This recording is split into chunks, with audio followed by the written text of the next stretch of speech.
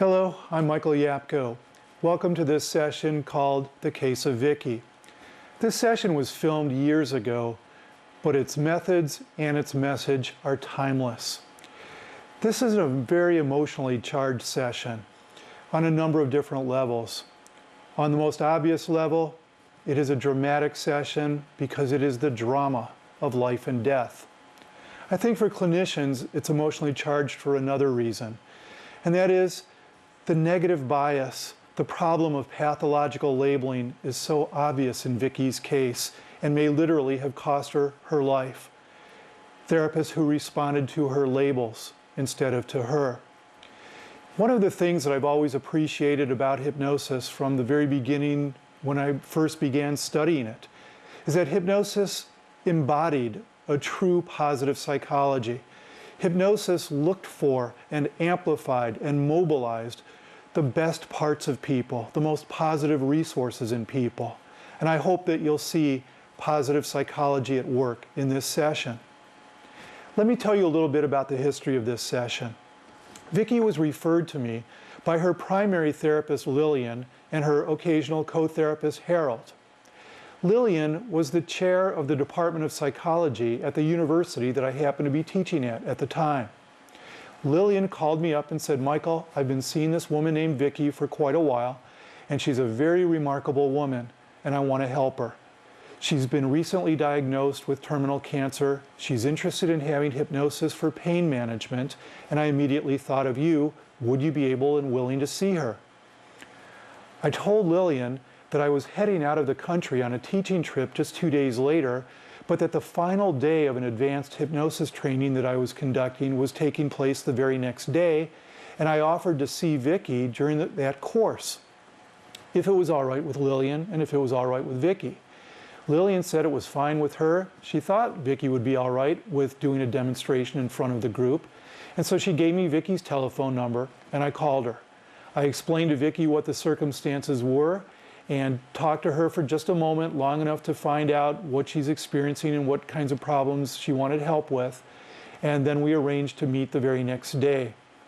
She arrived on time, and she was introduced to the members of the group, and the session began. Now, what you should appreciate is this is an unrehearsed session. This is a very spontaneous session. I don't know Vicki. Vicki doesn't know me. And we really came together in order to discover what kinds of possibilities there were for hypnosis as a means of pain management in Vicki's life. Vicki has had a previous negative history with therapy in general.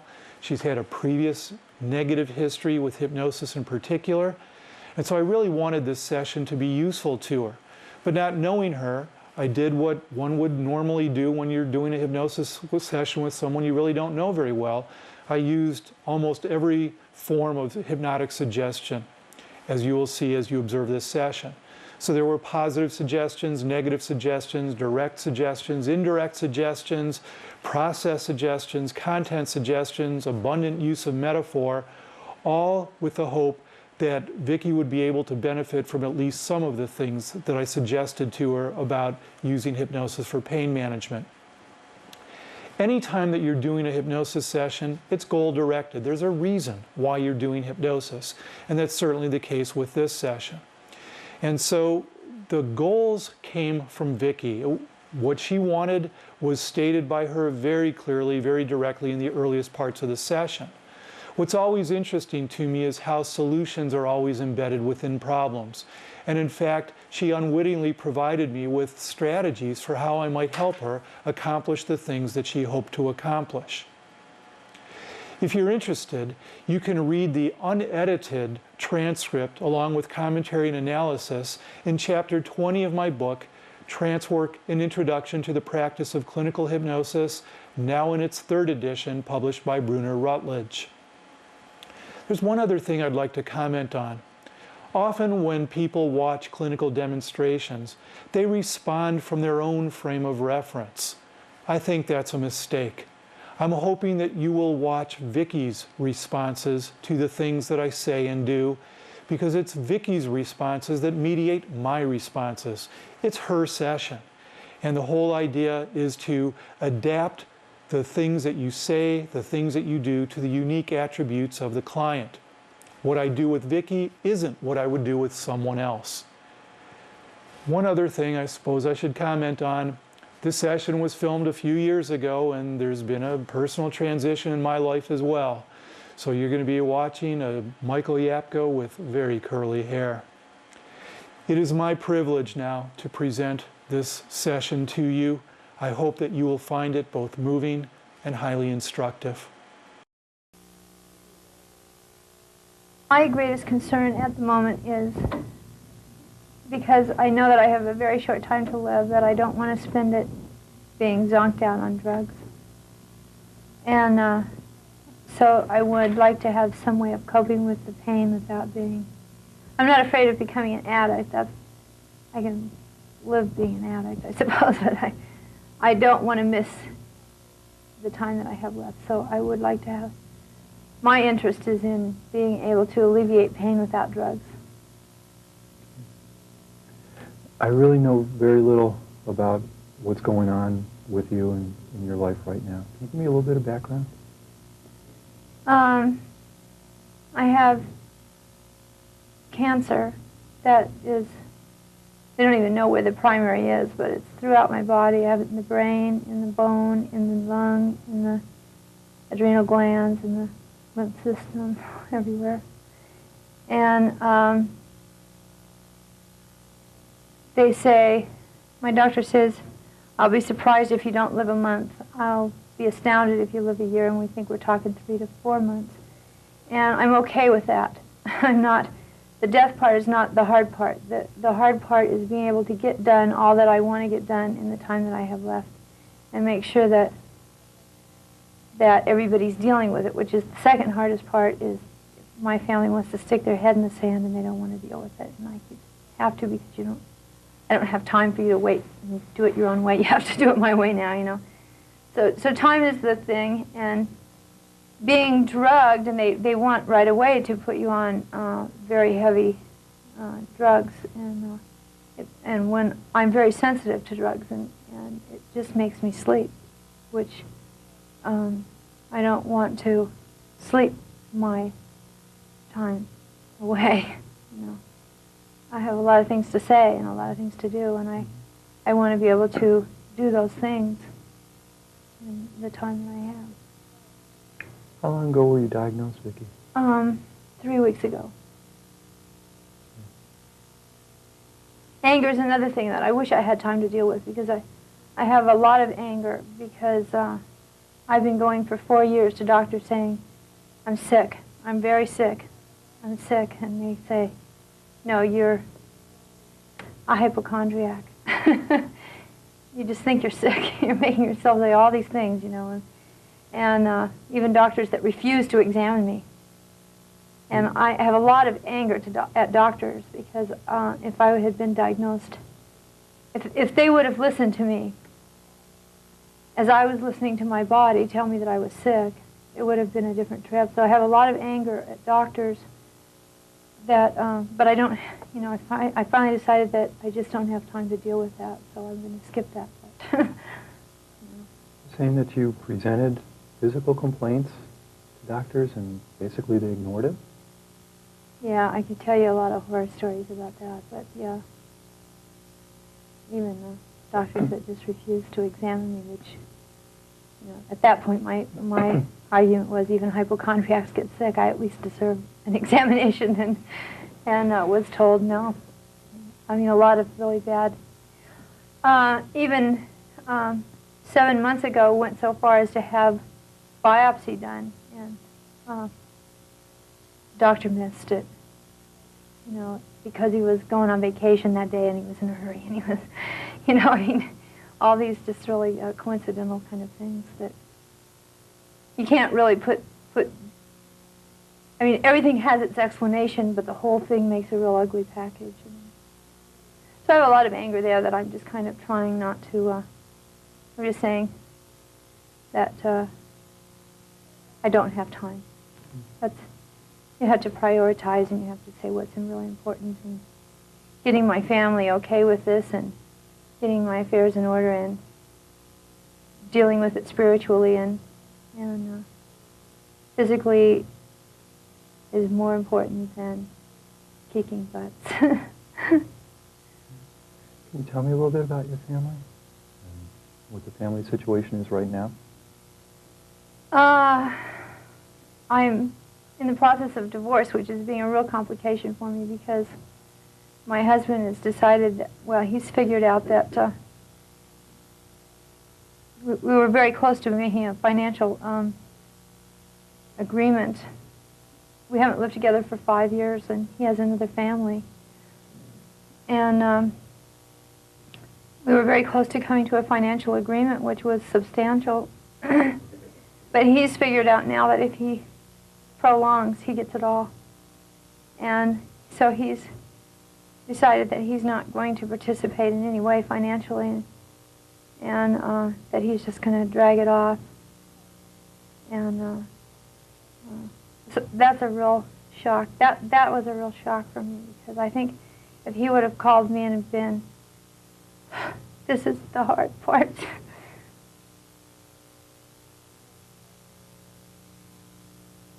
I would have helped him. And he won't help me. But that's only financial consideration. Puts me in a financial bind because I'm not eligible for aid because I'm married. And his income is considered, but he won't give me any of it, so I'm stuck.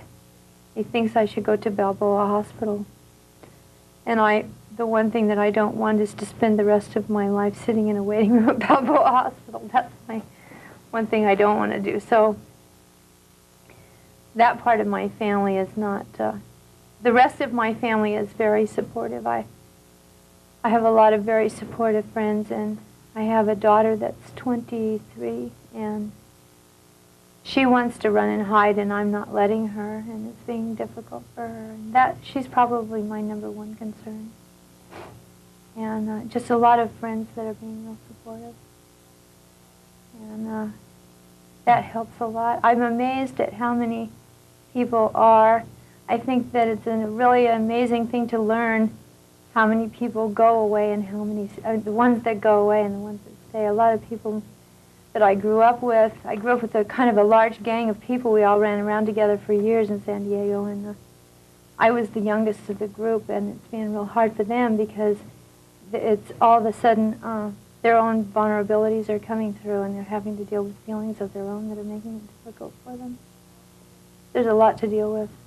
Are they talking with you about those things, or? The hardest thing is everybody reacts different, and a few years ago, I lived in Colorado, and my family called me and said my uncle, who I was very close to, was dying of cancer, and if I wanted to see him, I should come, and I did. And when I got here, they said, "No, we don't talk about it to him."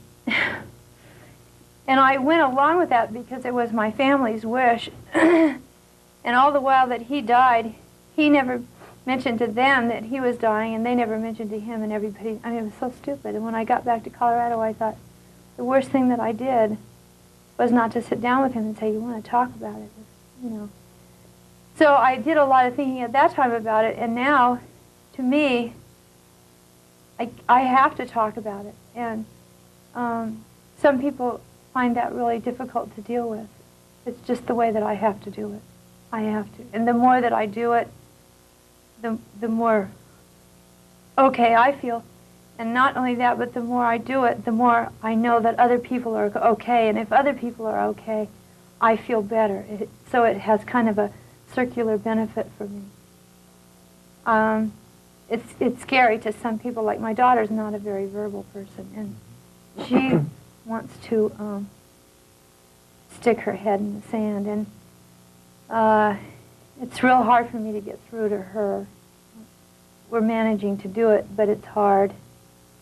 What would you want her to know? What would you want her to understand? Something really like a miracle happened the other day, because when she first found out, she took off and went to Mexico.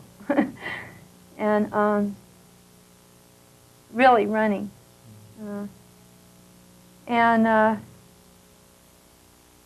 I keep sitting her down and saying, you know, this is serious. You can't run away. We don't have time to play games. We have to deal with it. Well, what do you want me to do? Come, you know, what do you want from me? And she's really confused about it. And for some reason, I am able to get across to other people what my needs are, but I can't to her because she's so afraid. And the other day, she got back from Mexico, and she was at my house, and she was sitting on the bed, and she was giving me this, what do you want from me? And I don't know what you want from me. And I didn't know what to say. And in popped one of her friends that she'd had ever since she was real little, popped in the door and ran in the bedroom and plopped down on the bed and said, my God, tell me what it's like to know you're going to die. You know, my daughter's sitting there, and this is her friend. And so Lene and I started to talk, and I started to tell her, you know, she'd say, well, and then does it, you know, what does it feel like? Does it hurt? You know, and just asking this whole, the kind of questions that you don't know how to ask, and here's this kid sitting there asking, and my daughter kind of curled up on the pillows and was a little mouse and said, we went on for about 2 hours, and we asked her no participation at all. She was like the mouse in the room. We talked about her. It was like she wasn't there. And Lene said, what's your greatest fear? And I said, my greatest fear is that I won't be able to sit and talk to her or talk to Cameo the way I can talk to you. You know, and still, there was nothing required of her at all. But things changed after that. Things changed. And it was like, all of a sudden, she had at least some understanding of what my needs were and how communication can work beneficially, and openness is necessary because I don't have time to play games. You know, everybody keeps saying to me, you have to let her accept it in her own way, in her own time. And I was saying, that's fine, I've known that for years. And everything we come across, you know, in your own time, in your own way, you will accept. Right now I don't have time, so I have to push. And maybe I'll push too hard and it'll hurt her more than help her, but I have to take that chance because I don't have the time. So it's Do you have the sense that there are things that you want to say to her and she to you? My biggest fear is that 5 years down the road, she's not going to be able to deal with it because she's going to say, I stuck my head in the sand and I should have sat down and talked. It's more urgent for her than for me. I don't have trouble verbalizing. I say what I feel and what I think, and I don't feel, there's a lot of things I feel like I want to say, yeah, you know, put your seatbelt on and stuff, you know, but things I would like to share, family things. But the urgency in my mind is in her ability to deal with it herself after it's over. That she can say, we spent quality time, that we did the best we could do for each other in whatever time we had. That she doesn't feel guilty, and that she doesn't have this after thing that's going to make it harder for her to facilitate the rest of her life. How have you dealt these last 3 weeks with getting the prognosis? That was really the easy part because I knew I was sick. I knew I was dying. I knew it a long time ago. I just couldn't get any doctor to confirm that. So it's something that I've been dealing with a long time. And are you saying it was almost a bit of relief to have some confirmation? well, it certainly wasn't what I wanted to hear. I wouldn't think so. I wanted to hear that I had something curable, but it was a relief to have some kind of diagnosis. It's an awful thing to know that you're awfully sick and have people tell you that you're not. To be in that kind of double bind or that kind of conflict is really an awful place to be, and I've been there for 4 years. And pretty soon you start to believe that you're crazy. And then you start to act crazy, and then you become crazy, and then then you fall into all the patterns. People categorize you, and you're labeled, and then you have no hope of getting out of that. That's an awful place to be. There's no way to dig out of that kind of a hole until it's too late, like he says. I think that's one of the medical profession, even the psychological profession. We tend very much to categorize people and label them and expect them to behave and do according to what their labels are, and that's so wrong, because there's so much more. Everybody's different. Everybody's an individual. We get going so fast, and we never stop to listen and to really look at people the way for who they are and their differences. And people don't fit into little boxes. What do you think somebody who would have been a little bit smarter, a little bit more perceptive, a little bit more sensitive would have done? What do you think the best way would have been to have responded to you? Just listen to me. I got a diagnosis only because of my own tantrum. One day I threw a tantrum. You see, I knew that there was something in my lung. And like I said, 6 months ago, 7 months ago, I had a lung biopsy. And then I kept going back to doctors and going back, and they kept saying, it's not your lung. We did your lung, right? We had a biopsy in your lung. We checked your lung. It's not. I said, yeah, but it is my lung. Lived in this body 42 years. No, kind of got to know it a little bit, and something's wrong in my lung. No, it's not your lung, because we've done all the tests on your lung. So we go off, and I went through this for the 7 months, and then one day I just had a tantrum. I said, can't somebody at least do a chest x-ray? I mean, what the hell is it going to hurt to do a chest x-ray? All right, if you'll just shut up, we'll do it. And, then there was a tumor about this size that shows up in my lung. And if I hadn't have had that tumor, I hadn't had that tantrum that day, they would have never even, at this time, have had a diagnosis. So I think that people, doctors don't listen, and we tend to let them not listen, which is a big mistake, because you think they're gods and they know what they're talking about, and they went to school and they know all this stuff, and they don't. And if you have a doctor that's not listening, you should find another one, because they may know scientifically, but they don't live. If you know your body, you live in your body, you have more. You know more about your body than they're ever going to know, because they don't live there. They think that most people aren't smart enough to know that, I guess. I don't know.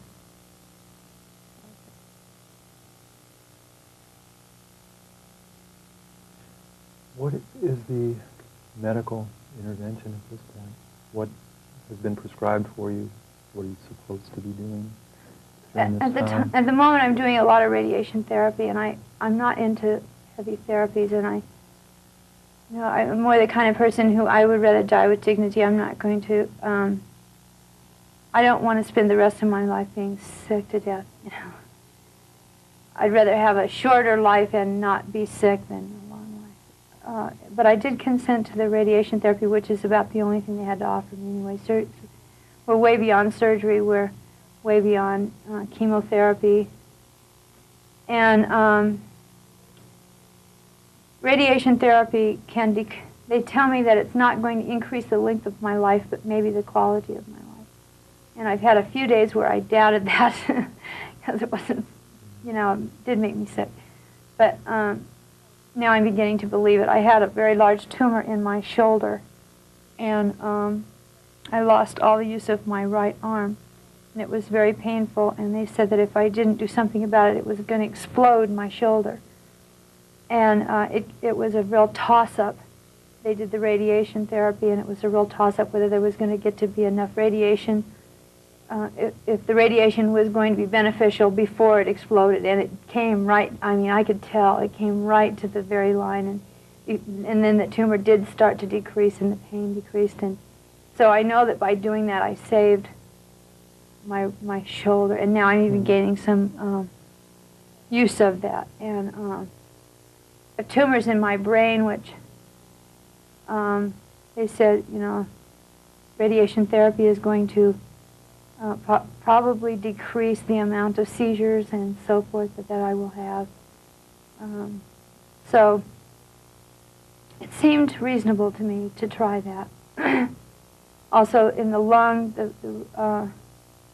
the tumor presses on the vena cava, which is where all the blood drains from the, and that's the real dangerous part of that. So if we can decrease it somewhat to cause that, it's not going to extend my life, it's just going to make it more comfortable probably for a longer time. Are you currently taking any drugs? I'm real selective about that. They want to always keep putting me on more and more drugs, and like I say, I don't want to miss anything. And some of the drugs seem to have a mental effect. I'll tell you, when you get to this place, you know, this is a drug addict's dream. You just tell them what you want. I mean, anything you want. You know, they morphine, the whole schmear, and I did Tylenol 3 for a while, and then when the shoulder got real bad, I went to Percocet. And now I'm cutting back because it's not as painful, and so I'm back to Tylenol 3 now, and I'm trying to maintain on that. But I haven't closed my mind. I don't want to be, you know, I'm not a martyr. I don't want to be, I can't enjoy and do the things that I want to do if I'm in horrible pain. So it's a real balance for me, and I'm hoping that this is going to make it easier to stay awake and still not be in pain. I don't like pain, so I'm not in pain, but I'm not into being drugged up either. So it's a balance that I have to maintain and just decide as I go. I have this whole dresser full of pills, you know, some make you not throw up, you know, and I'm also doing some mega vitamin kind of stuff. So, and the radiation, in the next week, all of my hair is going to fall out, and I'm going to not be able to eat solid foods for about a week because it's the irritation to the esophagus. So I figure the next week is going to be a real tough one to get through, and then I'll be okay. You know, so you have to kind of see as you go along what you need to do as far as medicine. But as long as I'm making the decision, I feel okay about it. I've been looking into hospice care because I have this really strong thing about I don't want to die in a hospital, and I don't want to be hooked up to machines, and I've been looking into hospice kind of situations, and I like a lot of what they have to say. And then they get to the bottom and they said, "Who's your doctor?" I told them. They said, "He won't cooperate with us." I said, "Well, then we have to find a new doctor because I'm not going to die in a hospital, and I'm not going to die hooked up to a machine with a doctor that's going to keep me alive that way. I don't want that." See, it's and the legal situation being what it is, that's you really need to know that before, you know. It depends on the doctor, and so I'm working on those kinds of things. Are you currently experiencing any discomfort in your body? At this moment, my shoulder, I suppose, a lot better than it has been, but it's uncomfortable. I can't raise my arm. On a day-to-day basis, over the last few days, has the discomfort been limited to your shoulder, or do you experience it in other places as well? My chest. I'm getting more and more uncomfortable in my chest, the more and more pain in my... The more radiation they do to my chest, the more irritated the esophagus becomes, and like I said, for a week I won't be able to eat solid food, so it becomes quite irritated. Can you describe what that means, irritated? They call it like they say it's like esophagitis. You get a real bad sore throat, and you can't swallow things. And I've been having difficulty swallowing for some time, but do anyway because I'm a little pig. Not much makes me stop eating. So but just like having a bad ulcer is what it's going to be like. It just kind of hurts. But it's temporary. That part is temporary. It'll go away when the treatments end. Like hair grows back. Can you describe a little bit what the sensation in your shoulder is like? My shoulder's so much better, but it's like it's just a lot of pain. There was a lot of pain in my shoulder, and it feels just like there's something huge inside the joint, which is exactly what it was, and it's pressing, and so hard that the bone was getting ready to explode. And it's just growing, and there's no room for it to grow, and so and that's the kind of pain it is. Not only that, but it makes me unable to move my arm in certain ways. I can't lift my arm. I can't go up. I can use my fingers, and I can do. It's funny, the things that, because I'm right-handed, so it's been really kind of a hard thing to deal with, and there's like it feels like somebody hit me in the shoulder with a baseball bat, and it's just this horrible bruise. There's no bruise, but it feels like if you looked, there would be black and blue everywhere. But like I said, it's getting a lot better. I suppose there's a considerable amount of chest pain, but I've been dealing with that for a long time, so it's kind of. See, I learned it's kind of a strange thing because for 4 years I've had a lot of pain. It started in my joints and my muscles, all over my body, like terrible arthritis, and I kept going to doctors, and they'd say, there's no arthritis here. Of course, it wasn't. There was cancer, but they didn't look past, and they kept telling me that there wasn't anything that could be causing that pain. And so, I finally got to the point where I said, "Okay, I'm a full-time student. I'm a very active person. I can't get slowed down by pain, and so there just won't be pain."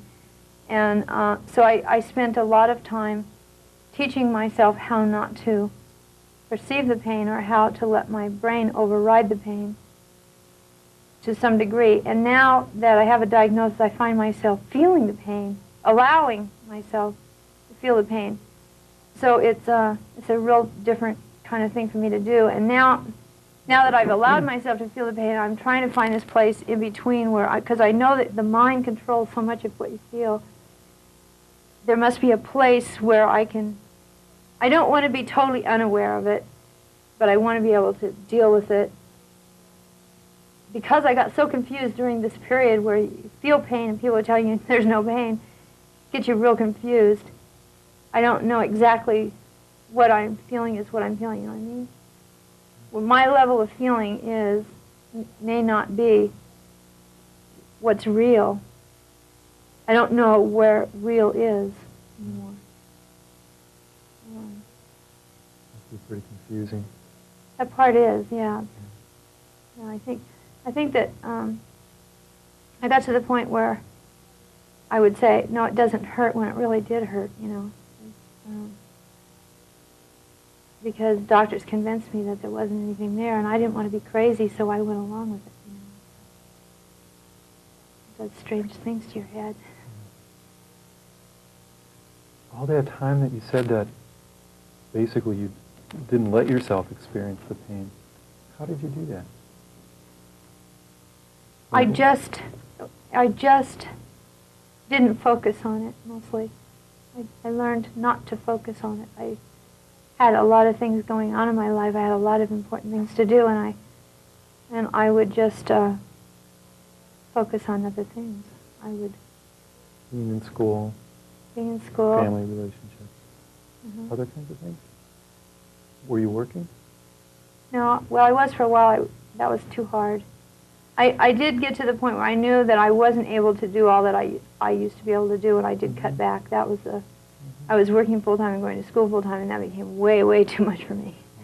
So I stopped. I worked and saved as much money as I could, and then I dropped out of work and went to school full-time, and that was just really exciting for me. And but I spent a lot of time resting. I did meditation things. I did a lot of I learned to do a lot of relaxation things that helped me Really? not focus on it. I'd like to hear a little bit more about that. The relaxation, the meditation, some of the things that are probably going to parallel a little bit what we're going to be doing. Can you tell me a little bit about those things that you've already learned? One thing that I'm doing right now that's really exciting to me is guided imagery. I think that's really exciting. You're working with someone doing that? Lillian and Harold. University. And I think that's really exciting. What specifically? I'm really into all my whole life is kind of centered around how much control the mind has over your body. So, you know, I kind of always believe that you can make yourself sick and you can make yourself not sick. Don't think I believe it so much anymore, but I've always kind of thought along those lines. And I know that you can control an awful lot with your mind, and so I've always been interested in learning how to do that. And so Lillian and Harold are doing formal guided imagery sessions with you? What kinds of things? And how are you responding to it?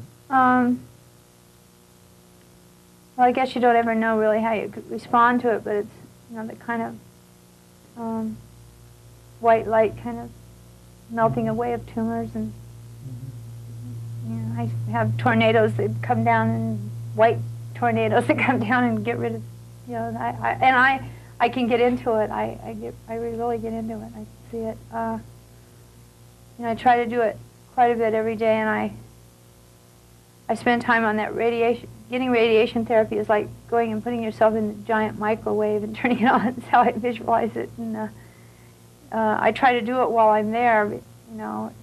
But it's such an awesome place to be. It's kind of hard to do there. Sometimes I can do it, and sometimes I can't. There's a big switch on the wall that says emergency shut off, and you know, I look at it and I just want to get up and shut it off.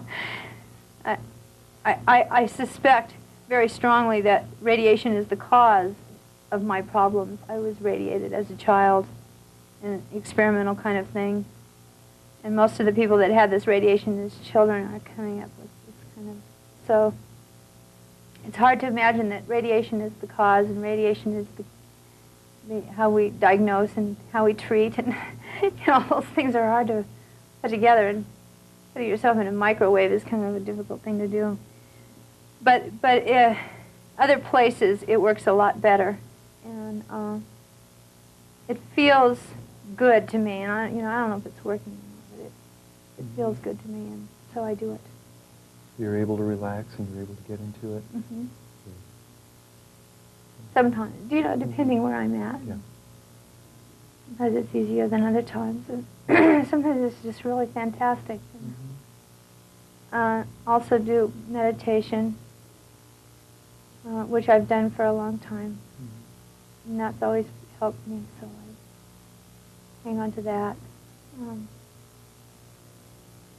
I haven't really done too much other kind of relaxation. For a while I was doing it, but now that they've got me on, I mean, Tylenol 3 puts me in a place that's never land. I don't really need to relax for that reason. And I think that I'm really probably much more relaxed than most people. My doctor said that he never had anybody fall asleep on the radiation table before, and every once in a while I fall asleep. My arm will fall off, and I'll just shut the machine. I get, you know, I've always been the kind of person you give an aspirin to when I go to sleep, so I react very strongly to these drugs. What is your experience with the Tylenol 3 in terms of what it does to you mentally? You're saying that that's one of the drugs that you want to get away from, or at least reduce? Well, you know, it has codeine in it, and I'd like to not have to take drugs that dull my they're doing radiation to my brain. Radiation destroys good cells as well as bad cells. A bit of a my area of study is physiological psychology, so I know a little bit of physiology, and I know that the brain cells don't regenerate. Now, they radiate my shoulder, and I know that they destroy the good cells as well as the bad cells, and that they can regenerate to some degree. But I know my brain cells can't, so I'm very much afraid of losing my brain cells, and I find myself not thinking good, not remembering things, not talking to someone on the phone one day and the next day not remembering. A lot of memory stuff leaving, and it makes me feel a bit panicky. I don't know if it's the radiation is, or if it's just that I have so many things on my mind, and my mind is so totally occupied with all that's going on. I have this really silly thing ever since I can't remember how old. I've never been able to throw anything away. My whole life, one of those people, a little piece of string. Somebody in the world needs this little piece of string, and I'm not going to take it to the dump. I'm save it for this person who might need it, and maybe I'll have a garage sale someday and sell it for a penny, So all my life I've saved all these things, and I know if I die, everybody's going to take all my junk and put it in the garbage can, and that just kills me. So one of my real goals is I finally have to have my yard sale, And I also have to look at each and everything that I have that I love and care about. And I have these little stickers that I'm sticking on the backs of, I have to figure out who's going to love this thing the most. And so I have all these things to do. So I have a lot of things on my mind. It could be that just the mind is so full that it doesn't have time to remember who I talked to on the phone yesterday. Maybe the radiation isn't the only thing that's killing my mind. Maybe it's just too full. The burden of thinking about everything and everybody. Yeah. Yeah, but I do worry about that. I don't want to destroy my brain. I want my brain to survive. How long will the radiation continue? One more week at this point, and then of course they have to keep watching, because what they expect is they expect that it's in a lot of places in my body that they haven't been able to detect yet, and so it's just a matter of keeping up with that. And only doing it to, they're not going to even touch my adrenal glands. They're so far gone, and it's not a vital organ where you can have it real bad in your adrenal glands before it's going to kill you. That's not what's going to kill me. So each time that it shows up somewhere else, then it has to be reevaluated and see what. And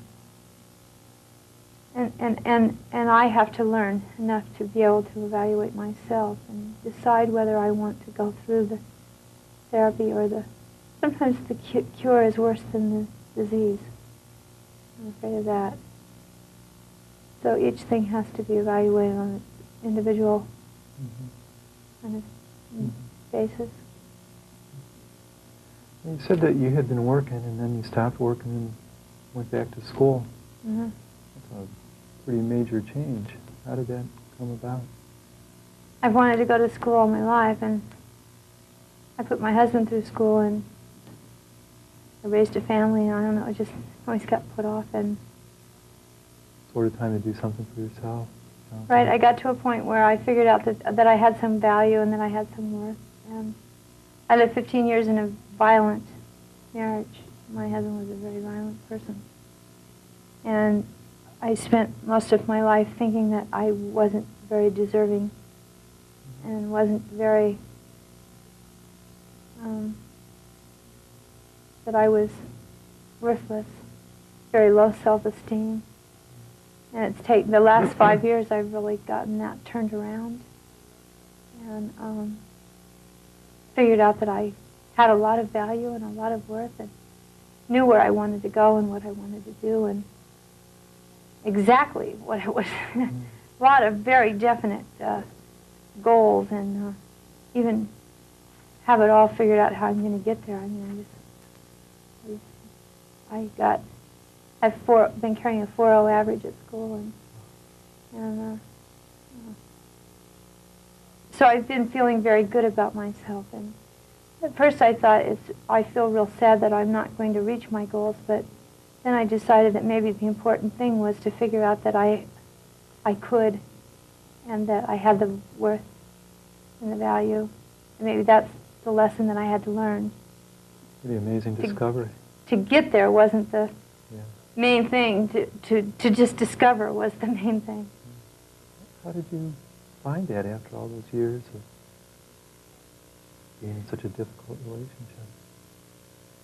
Well, long story. 20 years ago, my husband put me in a psychiatric hospital, and I was diagnosed catatonic schizophrenia. Back ward patient, would never be out of the hospital again. And that's an awfully hard label to overcome. 2 months ago, I went out into the community, and I wanted to get into a women's group, a women's support group, I guess about 4 months ago, and I started interviewing clinicians, because I learned to do that. Instead of let them interview me, I interviewed them. And this woman, I fit with some of my background because I've been in and out of hospitals a good part of my life. And she told me that I was too sick to be in her group. And after one, hour, and then charged me for the session, which I thought was going to kill me. But there's so much of that goes on that I use it as kind of a tester. Now, if you see my labels faster than you see me, then I can just get up and walk away from them. I don't need you in my life anymore. But that's a real dangerous thing that happens. I progressed, I fought, and I never gave up, and I overcame all those things, and mostly another thing that I think was important in my history is that they, of course, at that time, drugs were coming in, psychotropic drugs are, and they gave me so many psychotropic drugs and I had such horrible side effects from them, and I would try to tell people, I'm, and nobody would listen to me, and they would say, you need more Thorazine or something, And the more they gave me, the sicker I got, and I kept trying to tell people, nobody listened, and that's when I first learned that people don't listen. And but my husband kept me in this kind of a mindset, I guess it's pretty awful, but I overcame it, That's, I'm amazed. It's obviously against all the odds that somehow that's why my interest is in physiological psychology, because I had just had a complete hysterectomy. There was a lot of physiological things going on in my life at the time that this happened, and I really truly believe there's so much to the chemical brain structure. I really do. I think it was my biggest problem, besides the fact that my husband stole away my person, or I let my husband steal my person, and that I had such low self-esteem. I think the chemical makeup of my body at the time was a real key factor, and so that's why my interest of study was in that area. I thought that I wanted to make some discoveries, that I knew what it felt like to be on the inside. I knew what it felt like to be in a psychiatric hospital where nobody listened. If you ever read that study, forget who did it, where the psychologists all admitted themselves, and that was my life. People don't hear you. You're a non-entity, and that's such a horrible thing to be. Did you have the idea that you could be a 4-point student, go back to school and accomplish all that time, or when did you get in touch with that? Not all that time, no. You got in touch with that much later. There came a point where one day I was living with my husband on the East Coast, and my husband's a commander in the Navy, he was stationed in the East. And the anger grew and grew and grew with him, and I found myself standing over him one night with a fireplace poker, and I knew that I was going to kill him if I didn't get away from him. And then the next day I found myself standing on a bridge, Brooklyn Bridge or one of those bridges, and I was going to jump, and I said, "What is it that I'm sorry I didn't do? Is there anything that I'm sorry?" Yeah, it was just, I couldn't take it anymore. And I said, "You know, I always wanted to go to Colorado and I never did." And I thought, what the hell, why don't I go to Colorado, and if I can't, if it doesn't work out, I'll jump off a mountain. So I went home and I packed myself a backpack, and I got in my husband's wallet, and I got about $400 out, and I took off, and I went to Colorado. And that was when things turned around for me, because it was the middle of the winter. I lived on the streets. I had a hard time, but I began to realize that there was a me, and that I could function totally without him, that I didn't need someone to tell me that I was okay or I wasn't okay. And it also goes back to childhood. My father was killed when I was a year old in the war. My mother was an alcoholic and a drug addict. I had no siblings. I never lived with any one family more than just a few months. I mean, I didn't have a family life, so I didn't know how to do that, and I never had any. So I was used to people who didn't love me, and it was like the super goal to find people who don't know how to love and make them love me. You know, my husband never knew how to love. He was incapable of loving, is incapable of loving, and yet just somebody that could easily love me wasn't what I needed. I needed the mother that couldn't, the husband that couldn't. I needed all the couldn't to do it. That became my whole life's goal. Well, that's a stupid goal. I mean, I wasted my whole life trying to do that, and it doesn't work. So I learned that. That was one thing that I learned. That if you want somebody to love you, you have to find, first of all, it has to come from within inside. You have to learn that you're your own best parent, that you have to love yourself, which is such a cliche, and unless you really get inside yourself and learn that, it sounds so stupid. For years I thought, love yourself. People keep saying that, and you know, what a stupid thing to say. But it's real, and I got to the place where I did. And then... And you really feel that now? Yes. Oh, yes, absolutely. But it sounds so stupid when you're telling someone who doesn't know what you mean. Almost any feeling sounds a little trite when you say it, but if you really feel it and it's strong, that's what matters. So I learned that probably by just being with myself. And I started getting it together in Colorado, and then I became sick in Colorado. That's where I was. I loved Colorado. It was like my world. I made this world. I lived 12,000 feet in the country, way out in the woods, and it was like the happiest time of my life. But I started getting sick, and I had to get out of the altitude, so I came back here, also to take care of my mother. But also because I wanted to go back to school. And I thought that I couldn't. I was afraid to try.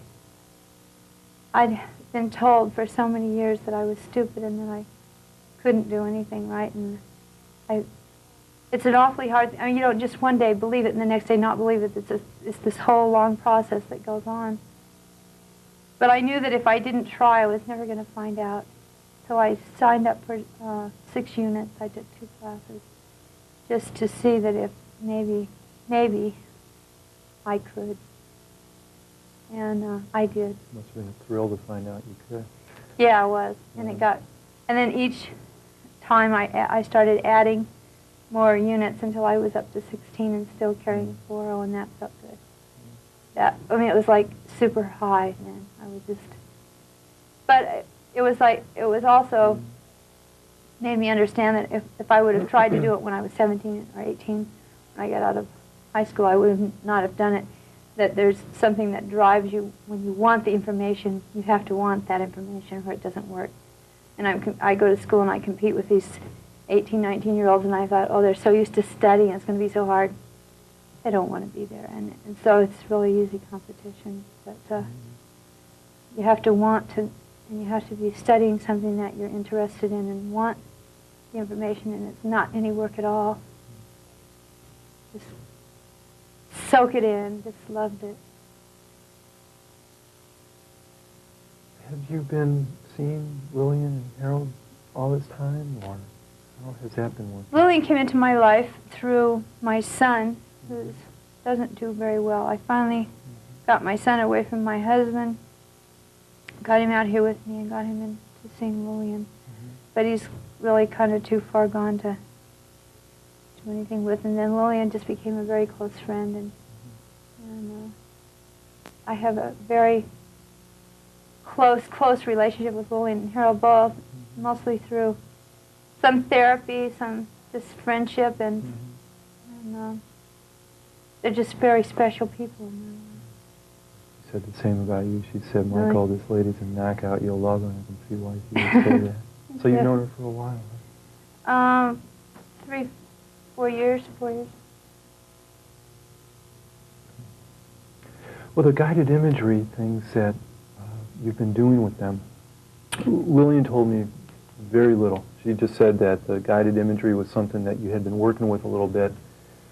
She told me basically what you told me, that part of what you were looking for was some more naturalistic way of keeping yourself clear, keeping yourself as comfortable as you can be. And I understand that. And I'm wondering now if there's anything else that you think I might need to know. No, what you need to know. Yeah. Well, it was interesting for me to hear you say that you could keep yourself comfortable by focusing on other things, that even though there was pain at different times, doctors weren't picking anything up, but that you were uncomfortable, but that you found ways to deal with it. It wasn't anything formal that you were doing. Apparently it was just a part of your lifestyle to get yourself absorbed in other things and not really pay that much attention to it. Have you ever had any formal experience in learning specific techniques for managing discomfort? No. No.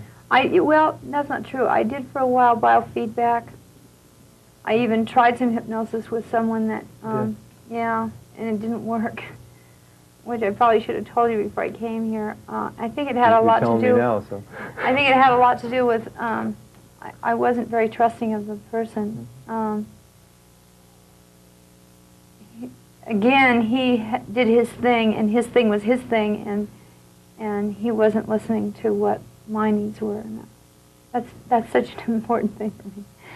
And I didn't trust because I've had a lot of, it goes back to psychologists, and I had some experiences where psychiatrists mostly have made big blackouts in my life. And I'm afraid of that. And I think I got afraid of that in the hypnosis because I wanted to record the sessions and he wouldn't let me. And I was afraid of that blackout, and I think I was fighting it. They've done a lot of sodium ambutal kind of things with me and would never tell me what happened during that periods of blackout. And I don't like that. I don't like people stealing part of my life away from me and not sharing it with me. A little bit scary to lose pieces of what's going on. And I was afraid this guy was doing that, and I didn't. So I wasn't very successful because I think that I was fighting. Was that here in San Diego? Recently? About a year ago, year and a half ago. Do you remember specifically what it was that he was saying or what it was that he was doing that you were finding difficult to relate to?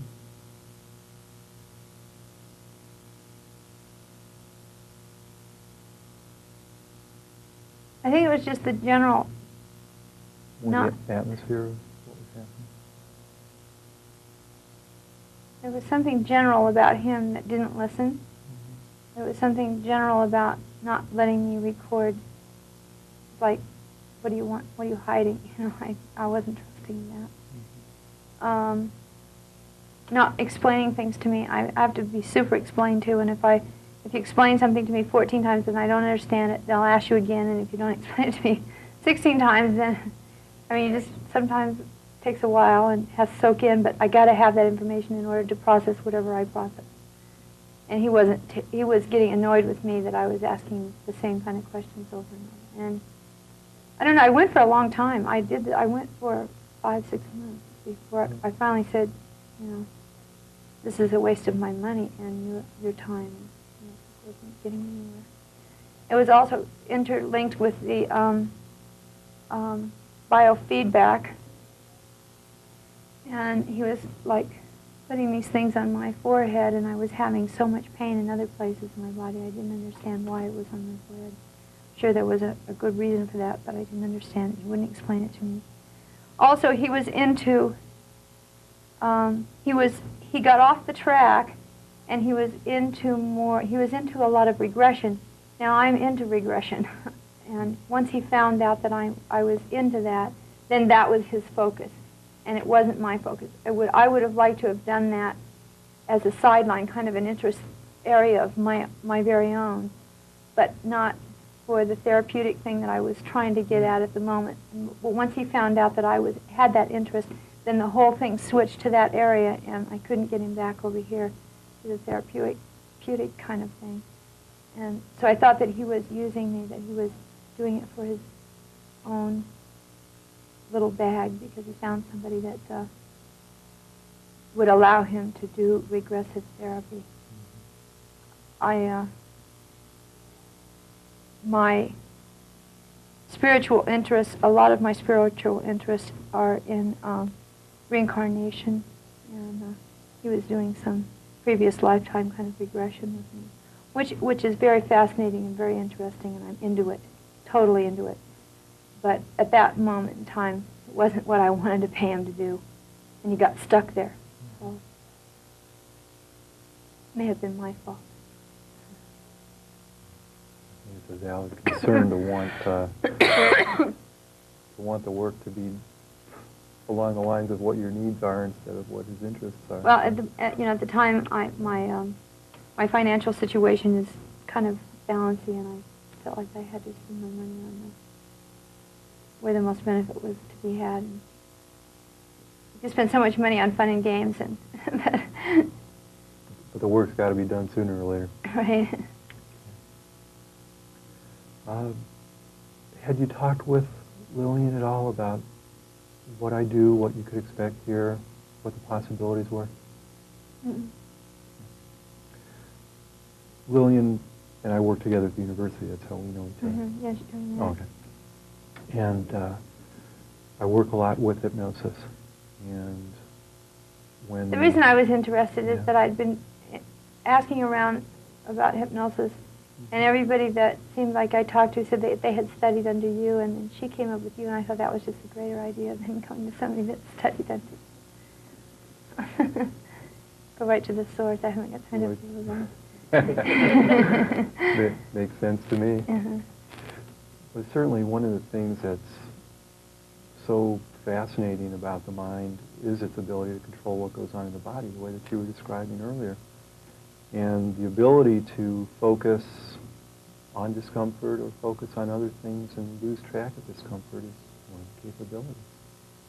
And it seems to me that part of what you're asking for, at least, is to be able to develop a way to be able to experience yourself more comfortably, more naturally. You can do that. Now, the kinds of guided imagery things that you've been doing with Lillian are hypnotic procedures. I don't know if you've ever described them that way before, but it's a form of hypnosis. Visual imagery is one form of hypnosis. And it involves a lot of, obviously, images, and so it's very much a visual kind of process. Some people are real visual. They can form images. I don't consider real myself easily. a real visual person. Would you consider yourself more of a feeling kind of person? Feelings, yes, and even a little more auditory than visual. I get into the imagery. I think it's because I want to so much, but I do find that, yeah, feelings are the number one, and maybe auditory number two. So even though visual imagery is not first on the list, you've still been able to make use of it. Oh, I want to so much. Normally, visual things they haven't worked for me too much in the past, so I was surprised that I'm getting into this so much, but it's not my best mode, I don't think. Are there times during the day that you are comfortable? They vary a lot. It was, some days I do okay. The radiation therapy makes you very, very, very exhausted. It drains all your energy. And so I've gotten to the point now where I say, okay, I can do my treatments and one other thing. And then I spend the rest of the time resting. My doctor said, next week, therapy, no more. Go home, go to bed. That I try to keep my mind okay, because that's not the way I want to do it. I've got to be able to function and do things. But it's only going to be another week. Sometimes that's hard to remember. Sometimes, for a while, it was like I was being very sick in the morning, and then in the evening I was feeling better. And then it got where I'd feel great in the morning, and in the evening I'd feel sick. So it's kind of starting to switch around a lot. Yeah, there's no set pattern to it. Right, and so I'm kind of just going with it. Just kind of going with it. I have one more week. It's hard for me to remember that the sickness, the really, day before yesterday morning, my daughter stayed all night with me. I'm not allowed to stay alone anymore at night. And then now they've decided even in the day I'm not supposed to be alone because of the threat of seizures. But most of the time I feel good. Well, morning before yesterday, my daughter got up and went to work, and I thought I'd be fine until my aunt came to help me take a shower to and take me to my treatment. And I could get my bowl of cereal, which I was going to have, and everything went to hell. I got up, I didn't make it to the bathroom in time. I messed myself, and I started throwing up, and I threw up all over the house, and I got the bowl of cereal, and I dumped it on the, and pretty soon I just found myself sitting in the middle of the floor saying, I'd rather be dead, And it's so, when you get that kind of moment, when things come just, it's so hard to grab a hold of that string that says, it's the treatments. In a week it's going to get better. It's not going to go like this for the rest of the time. There are going to be good days, and there's going to be productive days, and so you have to really grab a hold of that, and sometimes it's hard to hold on to, but it doesn't usually go away for too often. I have a pretty good grip on it. Well, I've been asking you all kinds of questions. I'm wondering if you have any for me. I don't know. Can't think right now. Okay. Well, then let me describe a little bit of what I'd like to be able to do. Okay. Having worked with imagery before, and having worked with meditation and the different kinds of relaxation processes, you know what it's like to be able to close your eyes, go inside, have different kinds of experiences internally. And basically, I'm going to talk about different ideas, different possibilities. There really isn't anything that you have to do, Vicki. All I really want you to do is give yourself the opportunity to experience whatever it occurs to you to experience. But I'm going to be talking about different possibilities, different potentials. And it's really going to be for you to take what makes sense to you, leave behind what doesn't make sense to you, and that's really about it. Different ideas. But you'll hear everything, you'll know everything. Everything will be real clear for you, because that's what you're looking for. Is that kind of clarity in your thinking, that kind of clarity in your perception. But certainly one of the things that will become real clear to you is how you can use your own thoughts to create certain sensations in yourself that you find real comfortable, other kinds of sensations that you find real interesting. And it'll be for you to pick and choose what you want to experience. Mm-hmm. Right. And if you feel like you're ready to, arrange yourself in a position that's comfortable. I have a hard time to sit up straight and put both feet on the floor. Harold says everything works better that way, so I've been trying it that way. You can sit any way you want to. In all my years of study, I have yet to find the one right way to sit. So just whatever is most comfortable for you. Do my shoes. Okay. That's good.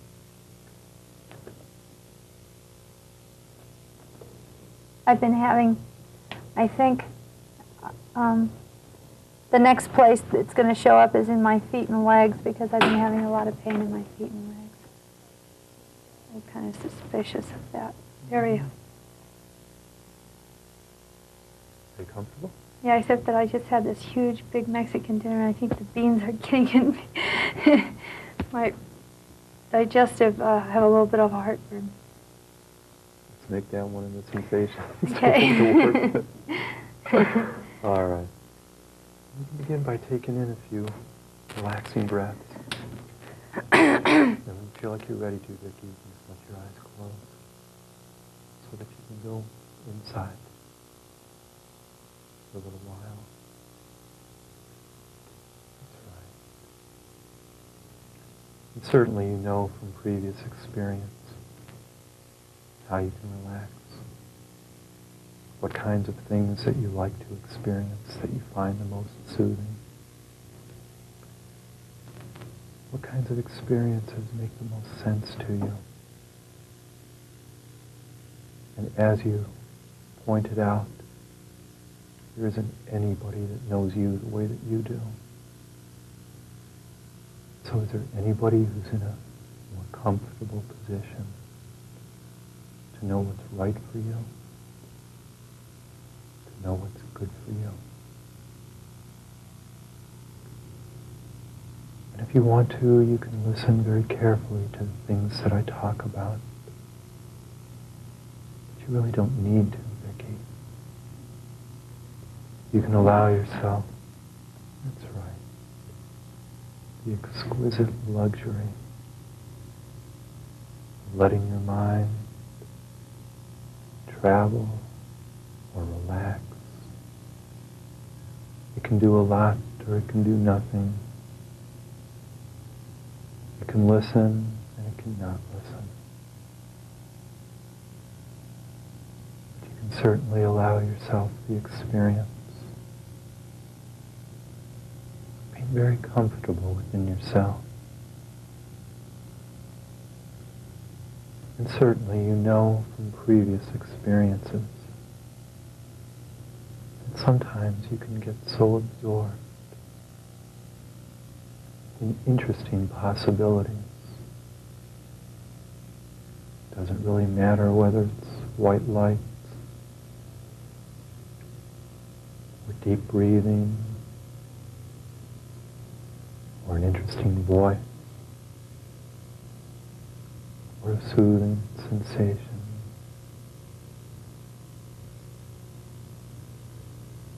Because as someone who's been studying psychology,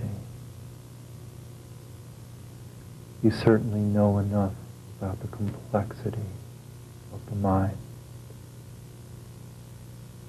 the complexity of physiology, to know that there is an automatic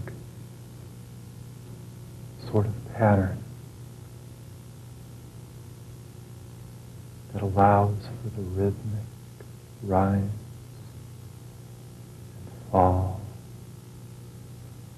breathing, the kind of balance of each breath in and each breath out.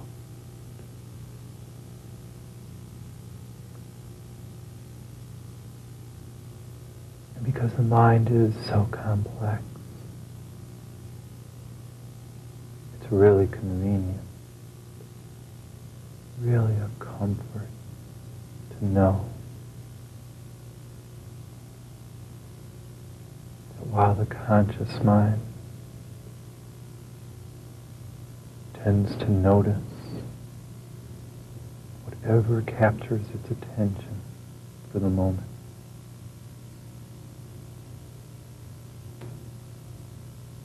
that there's a deeper part of you that can really experience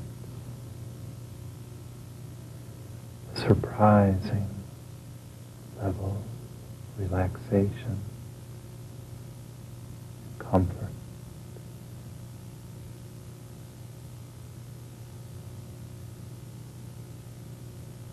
It's really not unlike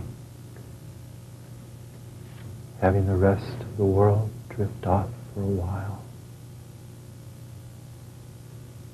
It's there, but it's not there. It's here, but it's there. It's right here, close by,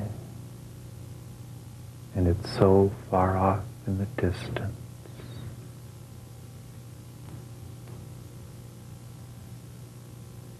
And to be able to get absorbed in the interesting sensations of what it feels like to have a watch on your wrist, or a necklace around your neck, or the feel of the chair. Each an interesting sensation in its own right. Close but distant. And how far away is far enough?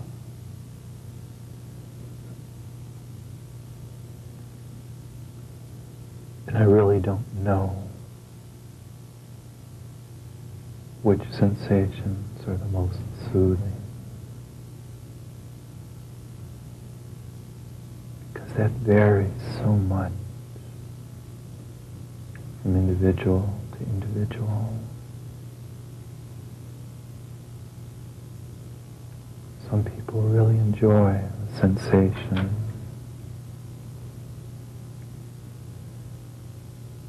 of looking at an unusual cloud that can seem so out of place against a blue sky.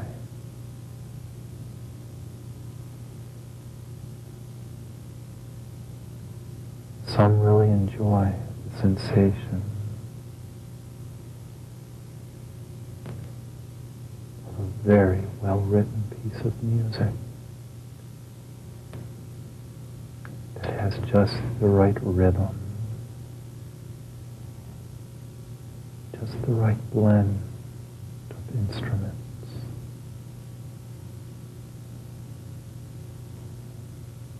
And if you've ever had the experience of a particularly enjoyable melody,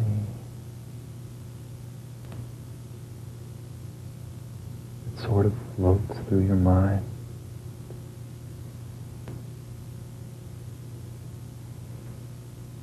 when you catch yourself humming that song, or all of a sudden realize that you're singing that song,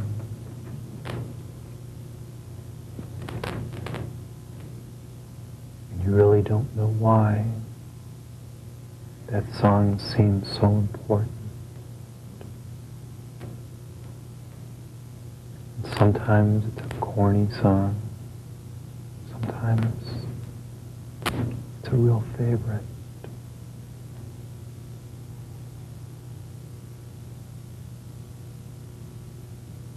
And it's interesting how some lyrics remain unforgettable. And I bet you know what the 8th word in the national anthem is. But when you take time to sit quietly and you experience the sensation of a particularly enjoyable and soothing voice that might be your own as you talk to yourself. It might be mine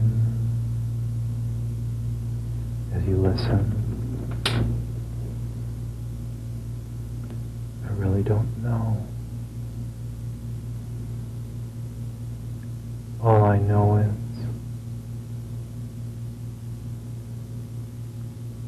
you have a conscious mind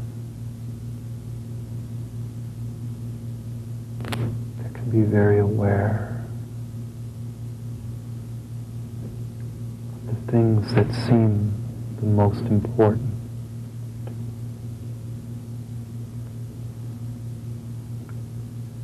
And isn't it interesting how something can seem so important at one time and seem so unimportant at another time?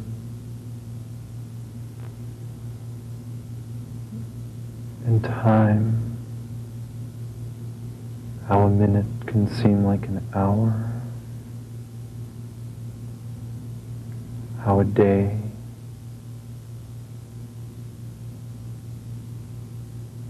can be an interesting one to experience.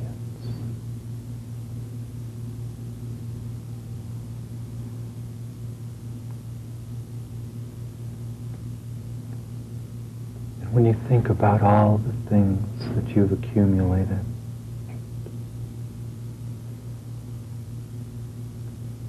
it really reminded me of what basements are for and what attics are for. Old issues of National Geographic and outdated Time magazines, and a string here, a marble there.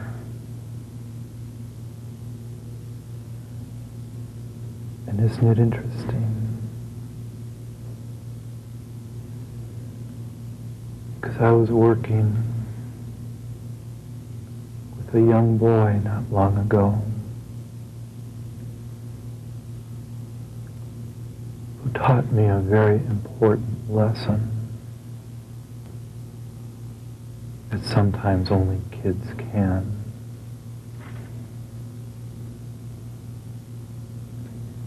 And it was a lesson that I really think has a wider spread value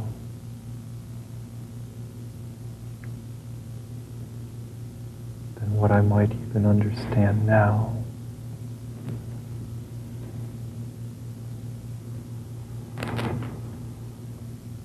Because it's a little boy who's lived here in San Diego all of his life,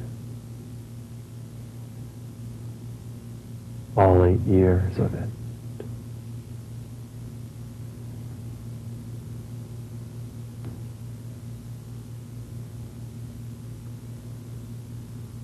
And kids being what kids are, he really has a very difficult time understanding that there are other places to live.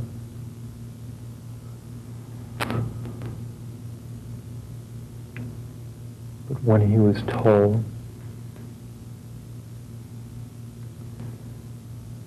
that he was going to be moving soon,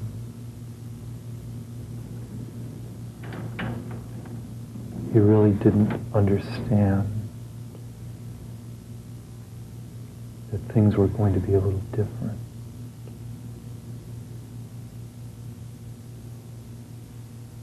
He wanted to take his entire house, and he wanted to take his school and all his friends and teachers, and that part was the easy part.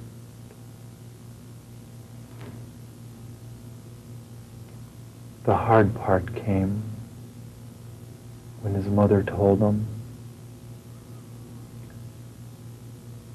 "You're really going to have to clean out your drawers and closet,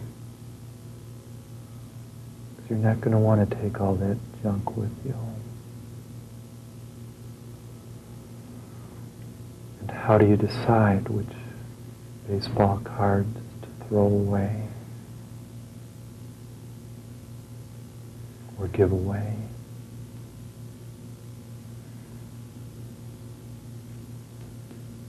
It's really interesting.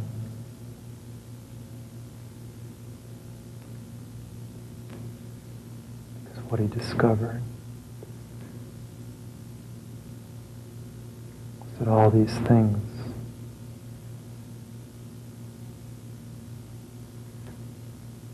that seemed so important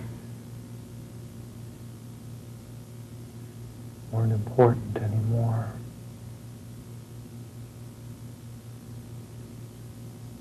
The favorite toy that he had when he was 3 wasn't much fun when he was 8. There aren't a lot of 8-year-olds I know.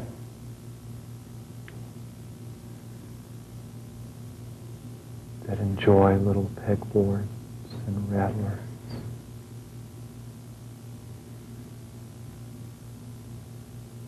And it gave him an incredible sense of accomplishment,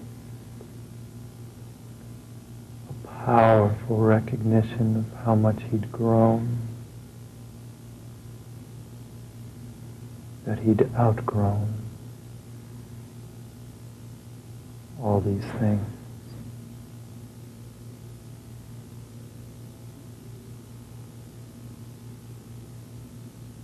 And it was an uplifting experience for him to discover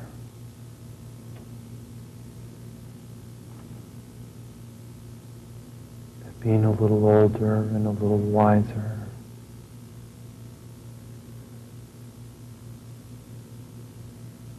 allowed for different possibilities now.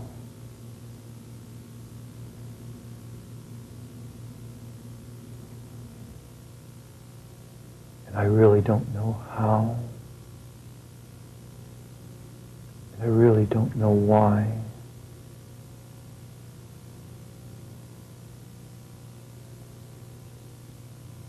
But then again,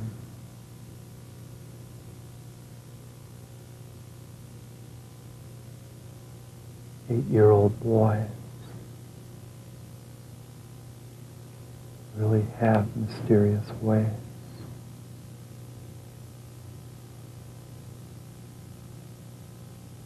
Going through the drawers and closets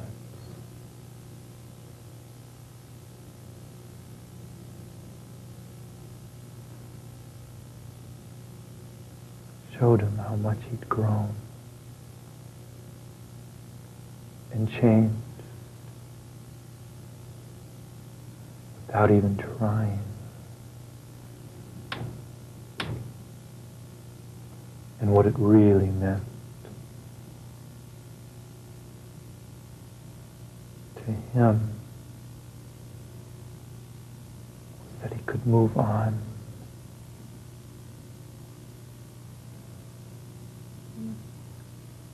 Comfortably.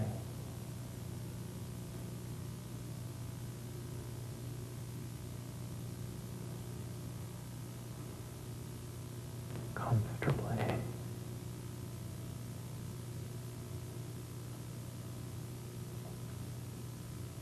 There might be a deeper meaning.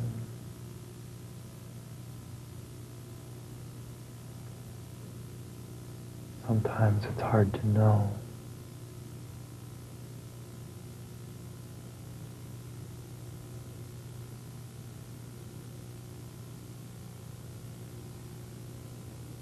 Sometimes it really pays to listen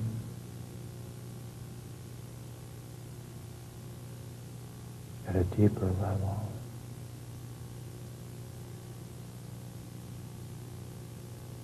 And you know that.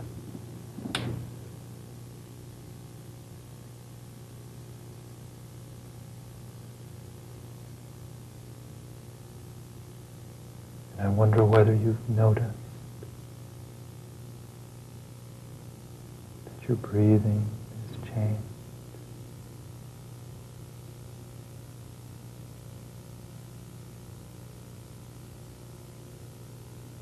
How much effort it takes to move.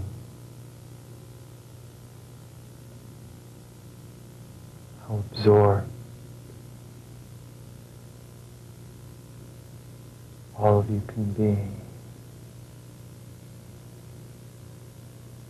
in the comfortable experience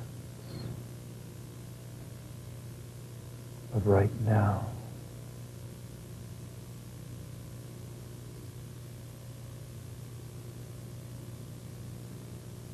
And now becomes later.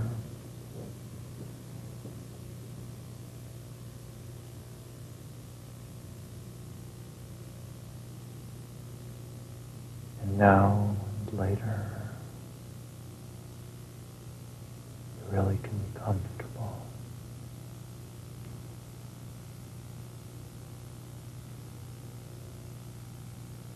And one of the most interesting dimensions experiencing deep comfort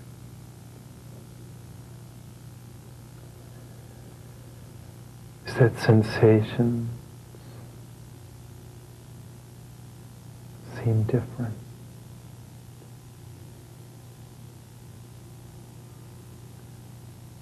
Because there's a disorienting effect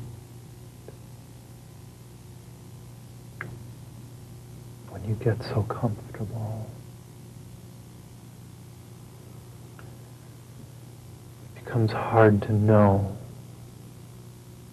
which side's more relaxed. Is it your left side or is it your right side? And if your left side drifts off comfortably, then which side's left? And if it's your front, then do we really know if it's the front of your back that's comfortable or the back of your front? And it's very difficult to know whether it's your top half or the bottom half or the middle half of the back half or the front half that's the most comfortable.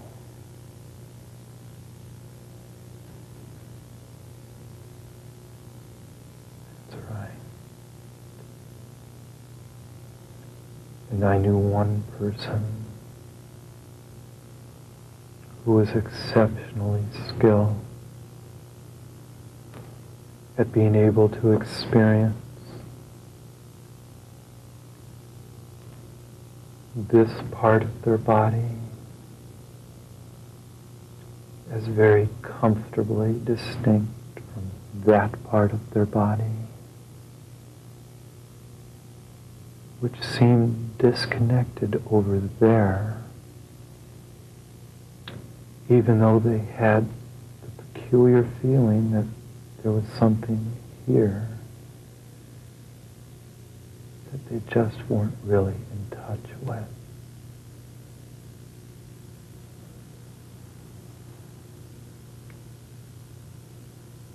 But I know this much.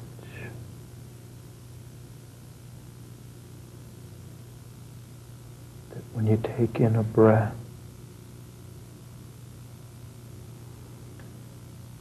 and when your mind is curious,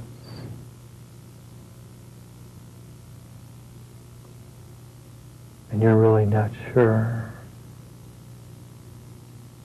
which part's here and which part's there,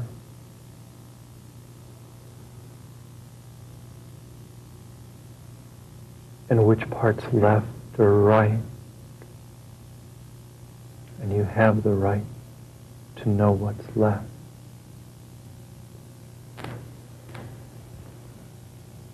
It can take a different turn for the better.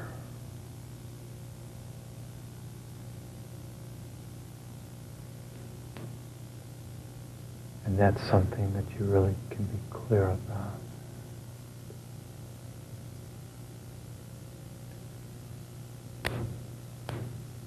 There's something that you might really want to know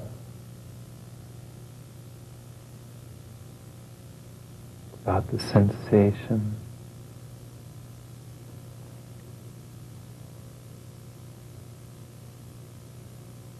of comfort that grows more profound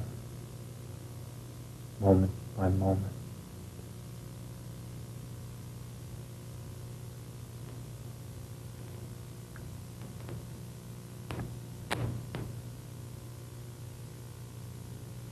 What's so interesting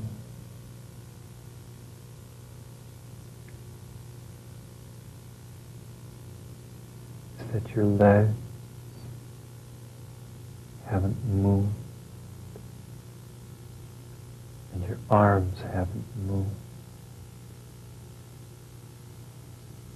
And you know and I know that you could move them.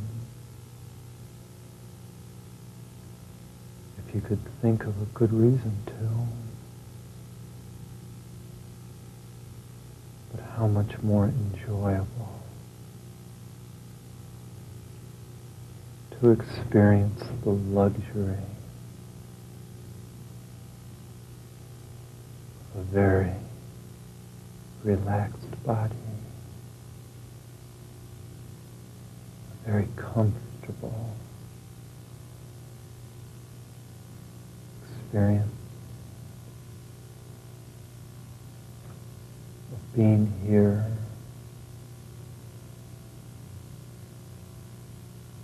being fully here mentally,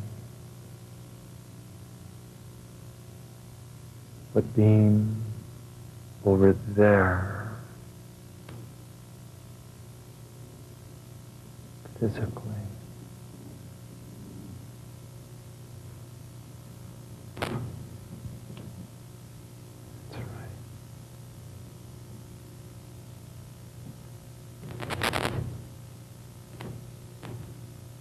Without disturbing your relaxation, you might find it a particularly interesting experience to have your throat and voice so comfortable and relaxed that you could describe to me what you're experiencing.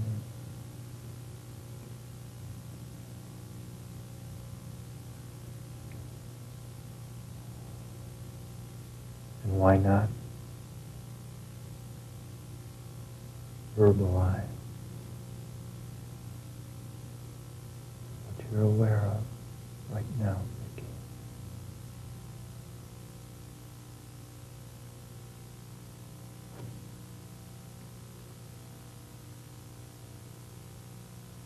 Heartburn is gone.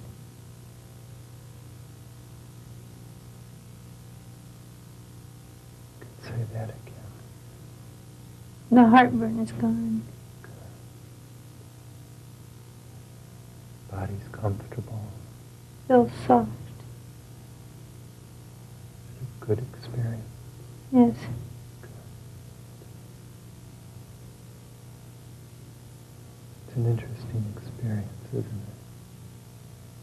Yes. To have your body in trance. To have your mind comfortable.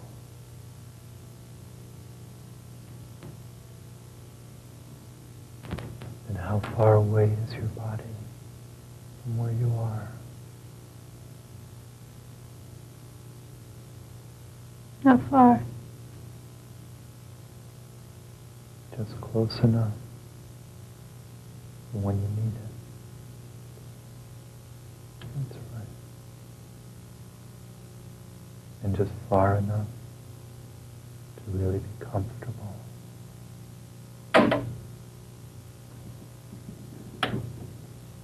And what an interesting experience to know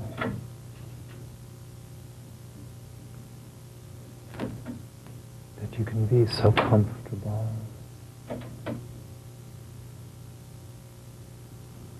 Can you describe what it feels like to be just far enough away from your body to really be comfortable?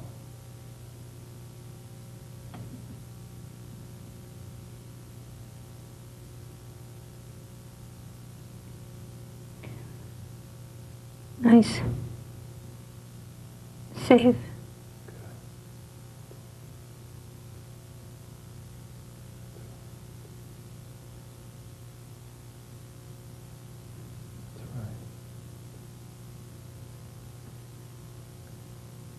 That nice, safe, comfortable feeling that you really can memorize in very intense and vivid detail.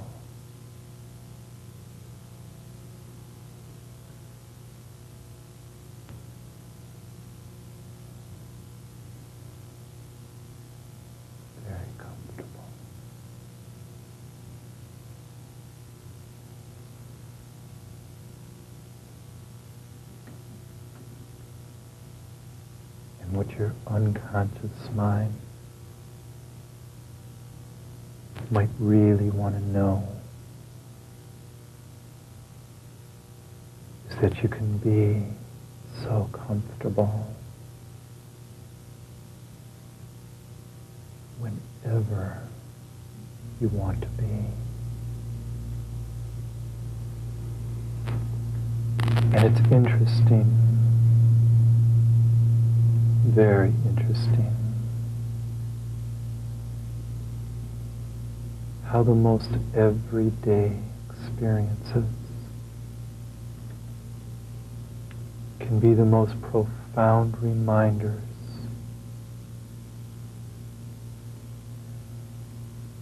of what it's like to be comfortable,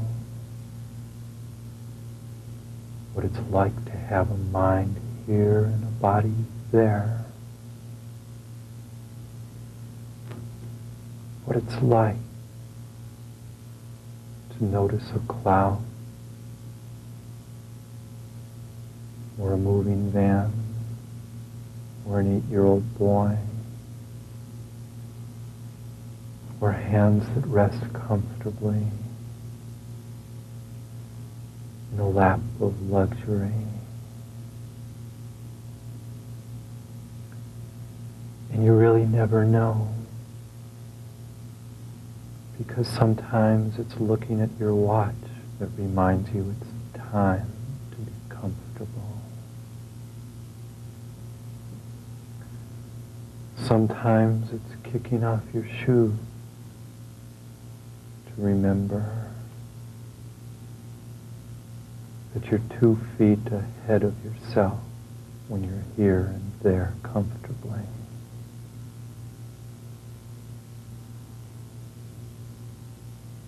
Sometimes it's giving yourself a hand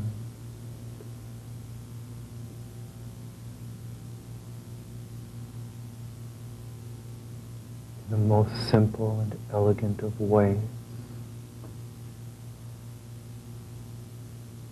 I really don't know.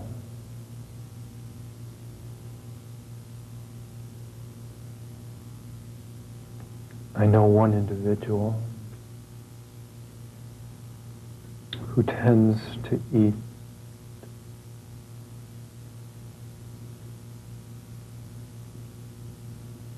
with a real gusto, because she really likes the strong sensations of being well fed.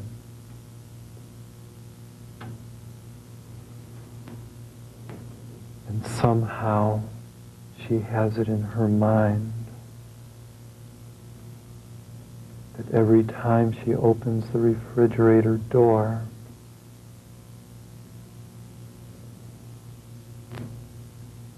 she has that cool comfort.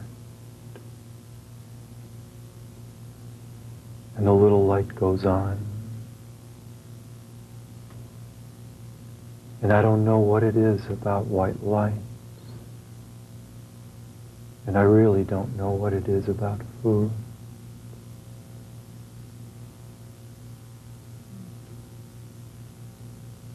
But the interesting thing is, it really works for her. And she really can be comfortable standing up in a kitchen and sitting down in a living room.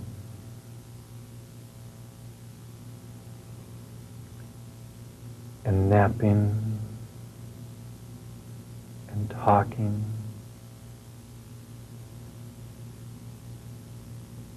seem to really regenerate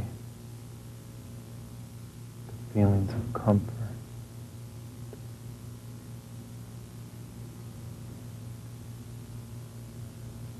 But I don't think I need to remind you that you can relax,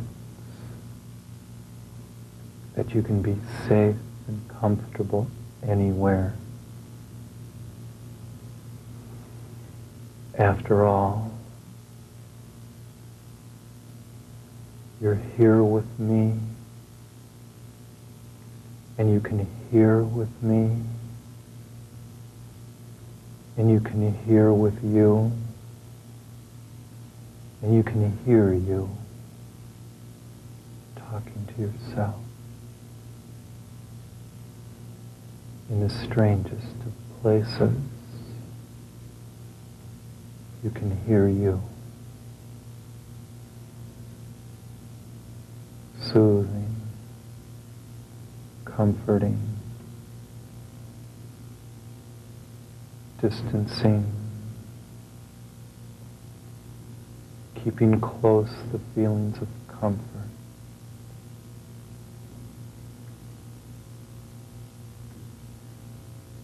And everything else can fade into the distance. Into the distance, like baseball cards and string.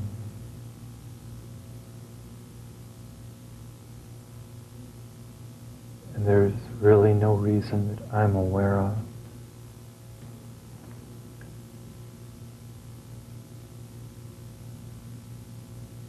to limit one's thinking to believe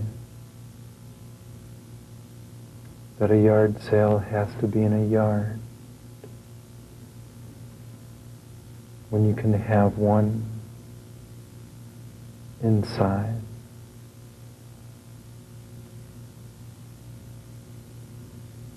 As many times a day as you'd like to.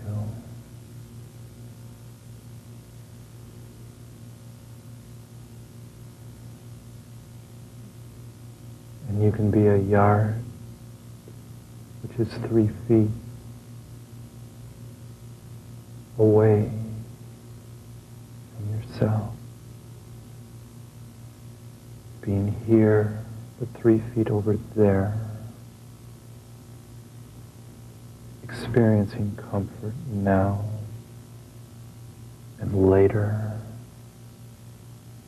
front and back, top, bottom, left and right. And the right to comfort is what's left.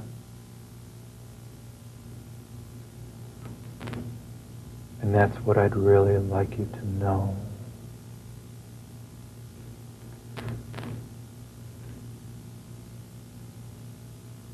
And why not look ahead to a little bit later, or a lot later, or something in between a little and a lot.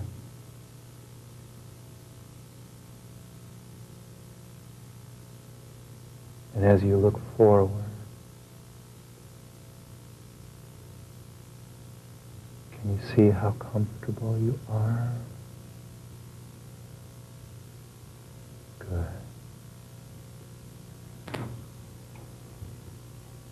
And you know that a week passes quickly.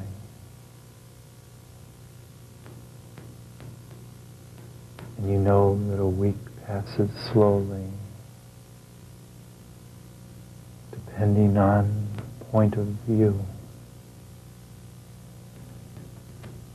And since it's you and your point of view, you might as well know that it's fully up to you to have a fast day and a slow day depending on your choice. Because 24 hours, 7 days in a row, or 16 hours, 10 days in a row, or 13 hours, 13 days in a row, really doesn't matter.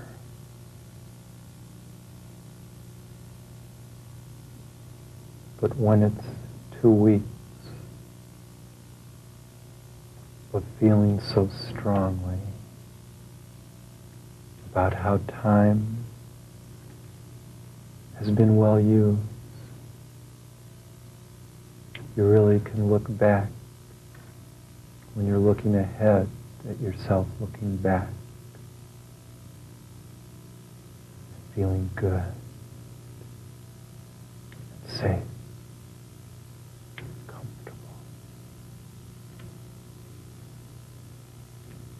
And that's a strong feeling to hold on to, isn't it?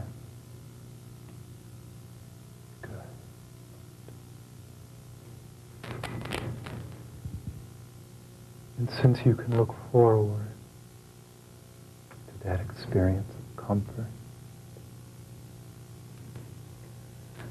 why not have that be the feeling that you hold on to tightly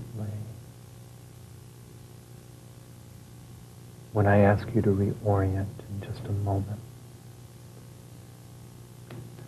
But one thing that I really want you to know is that you have done marvelously.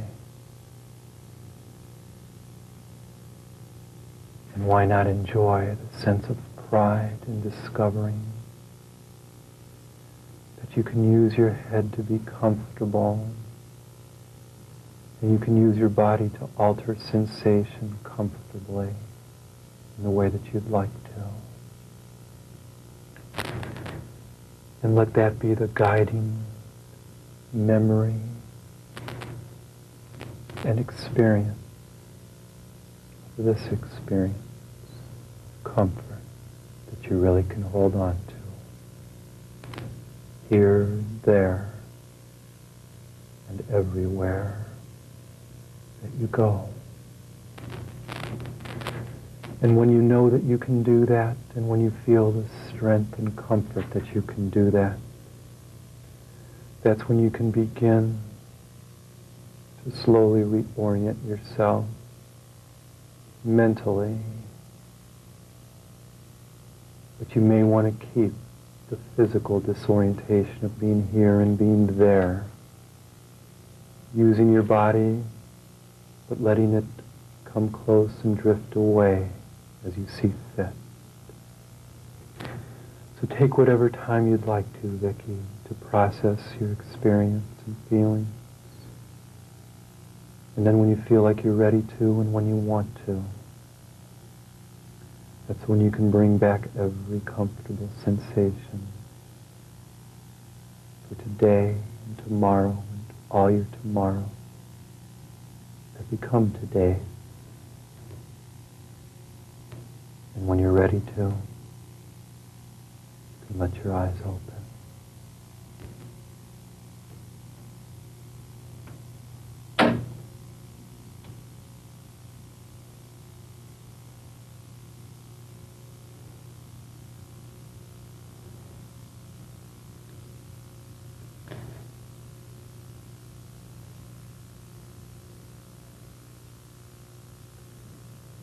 Great.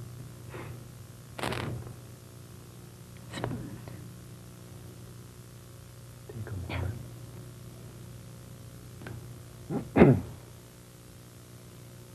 No need to reorient fully just yet.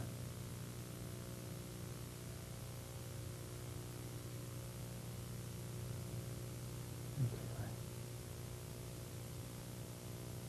Discover each comfortable sensation.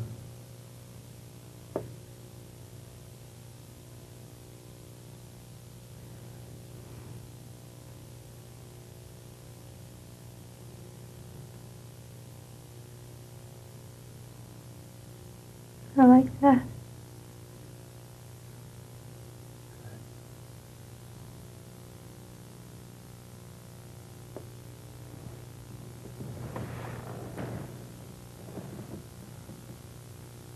You sat just right.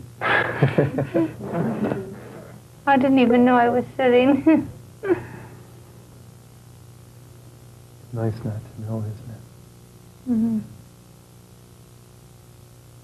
The part something that I liked very much that I had never thought of before was time. Some days do go fast, and some days do go slow. It never entered my mind that I could have some control over that. So that's something good to think about. Good. Good. How are you feeling? I like that a lot. Good. Good. I got very much in touch with being over there and being over here. Mm-hmm. I hope I don't forget. You're going to have a tape of this that I'm going to give you right now.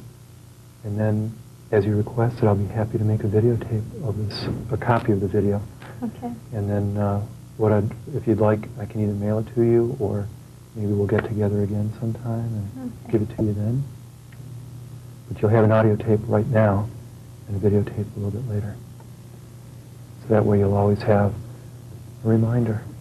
Uh-huh. It was a very nice experience. Good. Would you be willing to Yes. answer some questions? Yes. Are there any questions?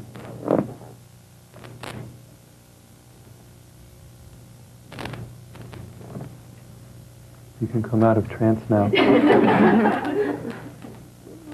Does everybody, do you get, does it affect everybody in the, really? They pretend it doesn't, but I know better. I don't know how it could not.